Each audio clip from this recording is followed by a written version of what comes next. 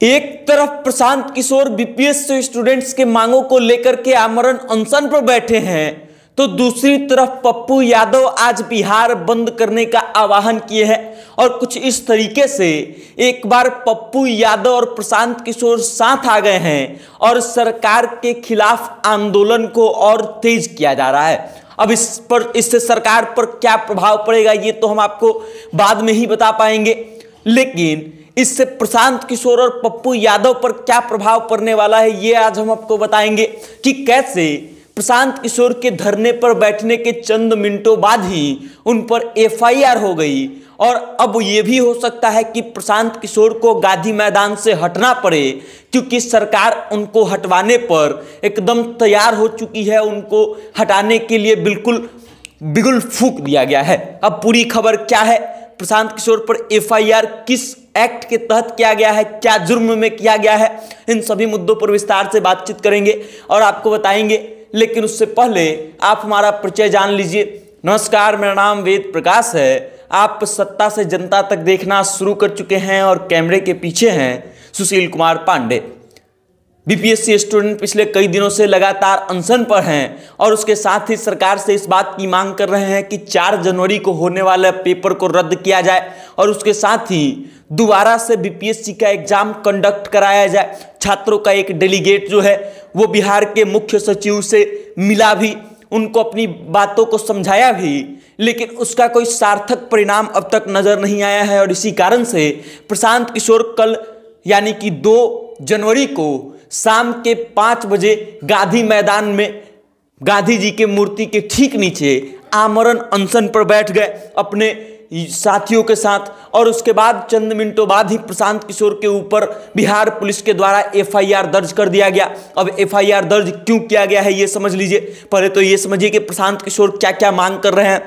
तो प्रशांत किशोर 5 मांगों को लेकर के धरना प्रदर्शन कर रहे हैं और आमरण अनशन पर बैठे हैं। उनका पहला मांग जो है वो है कि 70वीं बीपीएससी परीक्षा में हुई अनियमितता और भ्रष्टाचार की उच्च स्तरीय जांच करवाई जाए और परीक्षा को दोबारा से करवाया जाए। मतलब जो मांग छात्र कर रहे हैं वही मांग प्रशांत किशोर कर रहे हैं। दूसरा उनका मांग है कि 2015 में 7 निश्चय के तहत किए गए वादे के अनुसार 18 से 35 साल के हर बेरोजगार युवा को बेरोजगारी भत्ता दिया जाए।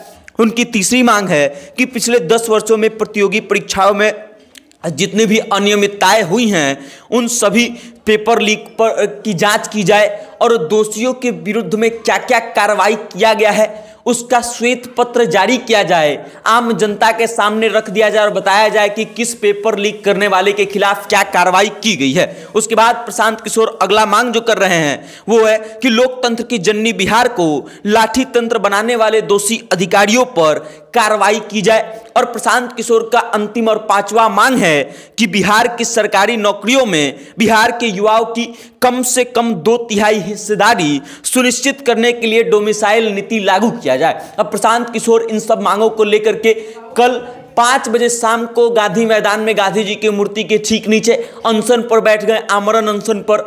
लेकिन उसके चंद मिनट बाद ही बिहार पुलिस के द्वारा प्रशांत किशोर एफआईआर दर्ज कर दिया गया। एफआईआर इसलिए दर्ज किया गया क्योंकि गांधी मैदान आंदोलन करने का कोई स्थान नहीं है और पुलिस का मानना है कि प्रशांत किशोर यहां पर आंदोलन करके लॉ को ब्रेक कर रहे हैं। अनशन करने के लिए या फिर आंदोलन करने के लिए एक जगह सुनिश्चित किया गया है, धरना स्थल है जो गर्दनी बाग में है पटना में, वहां पर करना चाहिए न कि गांधी मैदान में। और इसी कारण से प्रशांत किशोर के ऊपर एफआईआर दर्ज कर दी गई है, उनको नोटिस तक जारी किया जा रहा है और उनसे इस बात का आह्वान भी किया जा रहा है कि वो अपना आंदोलन यहां से लेकर के गर्दनी बाग चले जाएं, नहीं तो फिर पुलिस आगे की कार्रवाई करेगी। अब आगे की कार्रवाई में क्या क्या हो सकता है आप समझ लीजिए।